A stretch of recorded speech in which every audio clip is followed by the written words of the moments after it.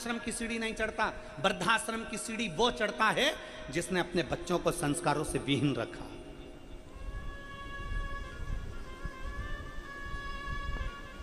जिसने अपने संस्कारों से विहीन रखा। और खुशी होती है आप लोगों को देखकर, ये लाखों की संख्या में पंडालों में जगह नहीं है, रोडों पर लोग बैठे हैं, ग्राउंड में अलग से, कोई गाड़ियों पर, कोई टेंटों में, कहीं पेड़ के नीचे, कहीं कहीं कहीं कहीं कहाँ कई लोग रोडों पर गाड़ियां लगा लगा के उसके फाटक खोल खोल कर कथा सुन रहे हैं।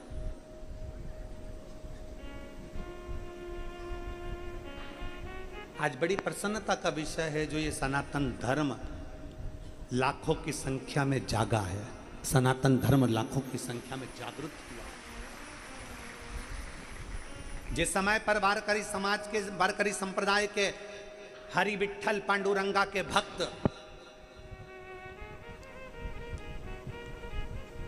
मस्तक पर तिलक लगाकर, सिर पर टोपी लगाकर, गले में मंजीरा डालकर विठ्ठल विठ्ठल विठ्ठल विठ्ठल विठ्ठल विठ्ठल, आषाढ़ी एकादशी के समय पर जब लाखों की संख्या में रोडों पर वारी करते हुए निकलते हैं, तब हमको प्रेरणा देते हैं कि घबराना मती। जब ये पैदल चलने वाले 300-300, 400-400 किलोमीटर चलकर हरि विठ्ठल तक पहुंच जाते हैं, तो तुम्हारी दुख की घड़ी में भी हरि विठ्ठल तुम्हारे घर पर पहुंच सकता है। वो पांडुरंगा, वो हरि विठ्ठल, मां रुक्माई एक दिन तुम्हारे दरवाजे पर पहुंच सकते हैं। तुम विश्वास तो करो, तुम भरोसा तो करो, तुम दृढ़ता तो धारण करो।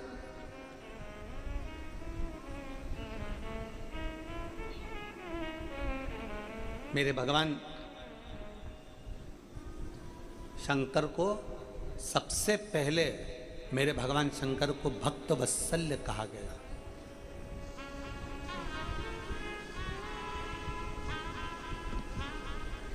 भक्त वत्सल्य भगवान की। मेरे शंकर को, मेरे ओगरदानी को, मेरे शंभू को, मेरे त्रिकालदर्शी, मेरे कैलाशी, मेरे शिव को, मेरे काशी विश्वनाथ, मेरे सोमेश्वर, मेरे केदारेश्वर, मेरे भीमा शंकर, मेरे वैद्यनाथ को सबसे पहले भक्त वत्सल्य कहा।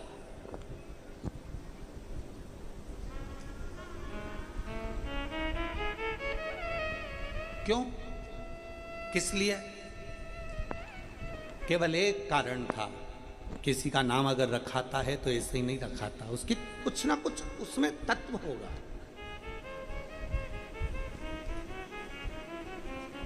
मेरे भगवान ओगरदानी को भक्त वत्सल्य कहा गया, उसका एक कारण था। बहुला नाम की एक गाय, बहुला नाम की एक गौमाता अपने बेटे मनोरथ को दूध पिला रही थी। बहुला अपने बेटे मनोरथ को दूध पिला रही।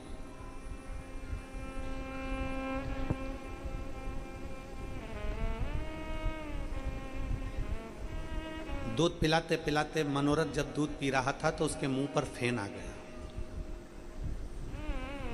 और मुख पर जब फेन आया, हवा तेज चली और वो फेन उड़कर शंकर भगवान पर जाकर गिर गया, शिव पर जाकर गिरा। भगवान ओगरदानी को थोड़ा सा क्रोध आया कि मेरे ऊपर ये झूठा फेन मेरे शरीर पर आ गया। कई लोगों का कहना रहता है शिव जी को जल चढ़ता है, शंकर भगवान को दूध चढ़ता है, शंकर भगवान को मधु चढ़ता है, शंकर भगवान को शकरा चढ़ती है, भगवान शंकर को दही चढ़ता है, भगवान शंकर को पुष्प चढ़ता है, भगवान शंकर को बेलपत्र चढ़ता है। तो हमने तो ये देखा है कि जल मछली ने झूठा कर रखा है, दूध बछड़े ने झूठा कर रखा है, शकरा, मधु, ये सब झूठ है।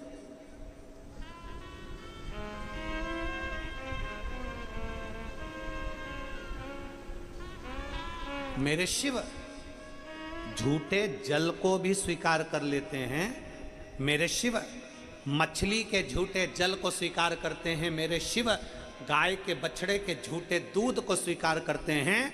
तो मेरे शिव इस मृत्यु लोक में जन्म लेने वाला मनुष्य कैसा झूठेला भी है तो भी शिव उसको स्वीकार कर ही लेते हैं। शिव है वो, उसका नाम भक्त वत्सल्य है।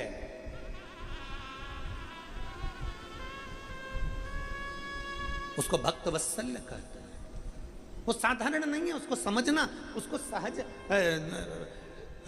कितने ही पंडित प्रदीप मिश्रा जैसे ना जाने कितने कितने वक्ता शंकर भगवान का गुणगान करते करते चले गए, और ना जाने कितने और आएंगे और गुणगान कर कर चले जाएंगे, पर शंकर को समझना किसी के बस की बात नहीं है। शिव शिव है। शंकर को समझना किसी साधारण के बस की बात नहीं। शिव को समझने के लिए, कल आपको कथा में कहा था, शंकर को समझने के लिए शिव जैसी भक्ति, शिव जैसा विश्वास, शिव जैसी श्रद्धा, शिव जैसी दृढ़ता, शंकर की जैसी भक्ति और शंकर जैसा विश्वास, शिव जैसी दृढ़ता होना जरूरी है।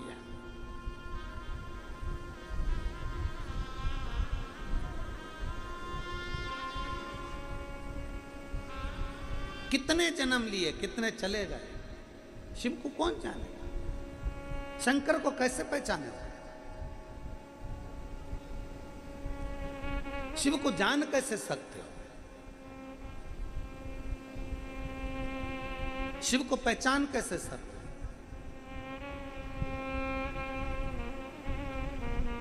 बहुत कठिन है।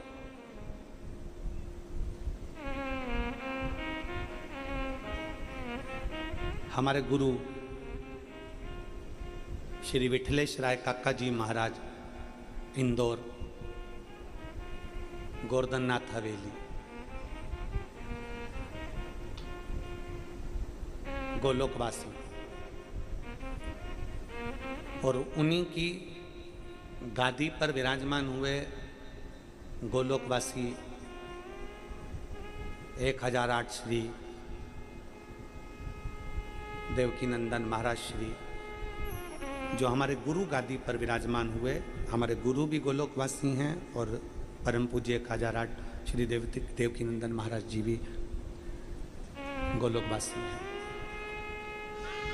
जब हमारे गुरु जी इसके पास में जाते थे, और हमारे वो अभी वर्तमान में हमारे काका जी महाराज की गादी पर जो पूज्य 1008 गोलोकवासी श्री देवकी नंदन महाराज श्री विराजमान हुए, उसके बाद अब उनके पुत्र 1008 श्री दिवेश कुमार जी विराजमान हैं।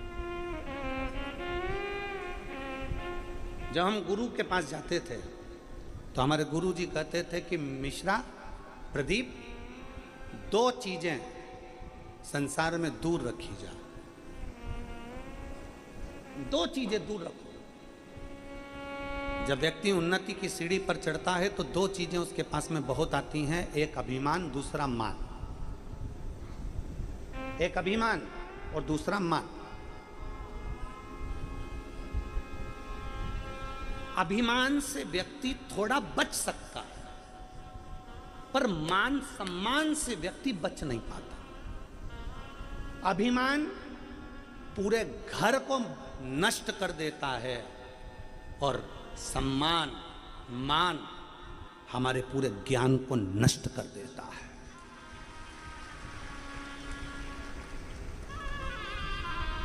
ये हमारे गुरु के वचन थे कि अगर कोई तुम्हारे पांव पड़े तो पहले झुककर तुम पांव पड़ो। वो तुम्हारे आगे अगर इतना झुक रहा है तो तुम और ज्यादा झुको, जिससे तुम्हारे को अभिमान ना है।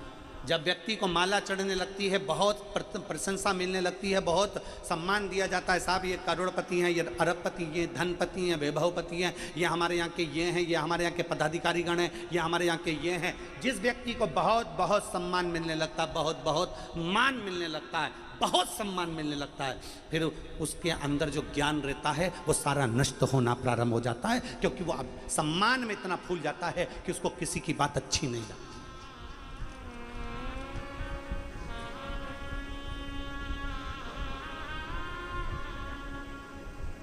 हमारा प्रयास रहता है, हमारे गुरु ने जो कहा उसको स्वीकार किया जाए। यहाँ जजमान, आपने कई बार टीवी पर देखा होगा, लोग हमें यहाँ पर व्यासपीठ पर हमको माला पिनाने आते हैं, हम उनके हाथ में माला ले लेते हैं, हम पहनते नहीं हैं, प्रयास करते हैं वही माला उसको दे दी जा।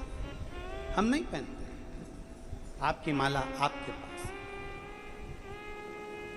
कोई पिछोड़ा अंग वस्त्र देते हैं तो उसको जरूर हम धारण करते हैं, क्योंकि एक बेटी ने 4 साल पहले छत्तीसगढ़ की एक बेटी ने, जो कि रिक्शा चलाती है, उसके पास में देने के लिए कुछ नहीं था तो उसने अंग वस्त्र दिया था। कहा गुरुजी मैंने 45 रुपए का खरीदा है, गुरुजी इसको पहनना, किसी को देना नहीं। अंग वस्त्र हम जरूर ले लेते हैं, क्योंकि ना जाने किस भाव से वो लेकर आया, उसकी क्या सोच होगी, क्या विचार। प्रयास करो। अभिमान और मान, हमारे गुरु कहते थे, श्री काका जी महाराज कहते थे कि अभिमान और मान ये दोनों दूर होना। मान आएगा।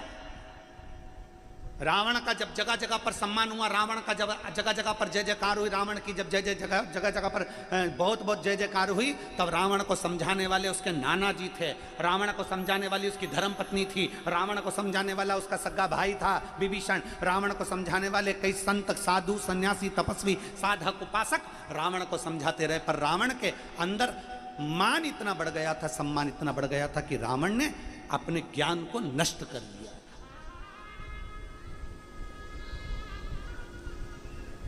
उसकी बोलने की सोच ही गड़बड़ हुई थी। अरे रावण के समय पर तो फिल्टर का पानी भी नहीं था, और तुम्हारे में से जितने बैठे हैं ना सबके घर में फिल्टर लगा है। अरे बोलो तो, जम के तो बोलो, सही है। फिल्टर का पानी पीते हो तो फिल्टर की वाणी क्यों नहीं बोलते?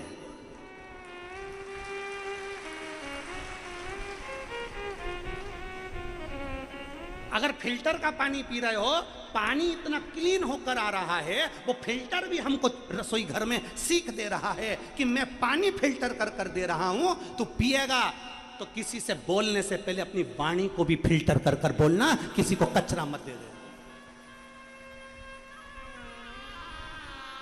वो फिल्टर भी हमको ज्ञान दे रहा है, वो फिल्टर भी हमको समझा रहा है कि मैं पानी क्लीन कर कर दे रहा हूं, तू अगर किसी से बात करे तो अपनी वाणी क्लीन कर कर देना। कोई ऐसा शब्द मत बोल देना कि किसी के हृदय को ठेस पहुंच जाए। कोई ऐसा शब्द मत बोल देना किसी के चित्त को ठेस ना पहुंच जाए। फिल्टर भी ज्ञान देता है कि मैं पानी क्लीन दे रहा हूं तो तू अपनी वाणी क्लीन दे, अपनी जिह्वा को क्लीन रख। बोलने में थोड़ा सोच समझ कर बोलो। हमारी सास भी फिल्टर का पानी पीती है, हमारा ससुर भी पीता है, बहू भी पीती है, बेटा भी पीता है, ननन भी पीती है, नंदोई भी पीता है, पर इनकी वाणी फिल्टर है कि नहीं आज तक पता ही नहीं पड़ा।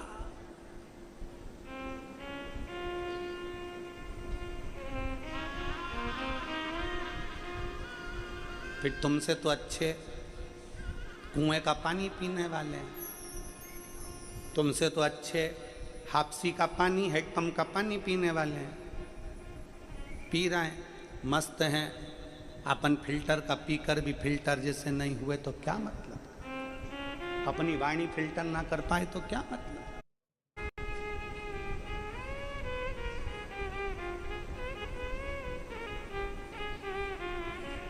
शिव को पहचानना, शिव को जानना बहुत कठिन है, बहुत कठिन।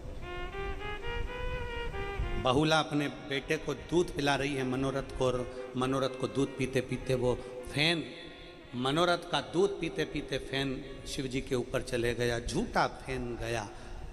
तब शिव ने स्वीकार कर लिया कि आज गौ माता ने मेरे ऊपर झूठा फैन दिया है, तो मेरे ऊपर जो भी वस्तु चढ़ेगी मैं स्वीकार करूँगा। मछली का झूठा जल शंकर स्वीकार कर लेते हैं। हमारे यहाँ पर ग्वाला जब दूध निकालता है तो पहले बछड़े को छोड़ता है। बछड़ा जब गाय का दूध मुख में ले लेता है तब ग्वाला बछड़े को हटाकर दूध निकालता है। दूध झूठा है, पुष्प भंवरे ने झूठा कर दिया, बेलपत्र इल्ली ने झूठा कर दिया।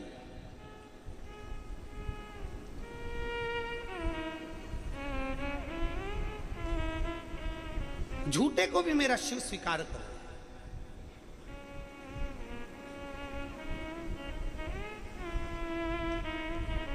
शिव स्वीकार। तेरी पूजा में जल ले आई, उसे मछली भी झूठा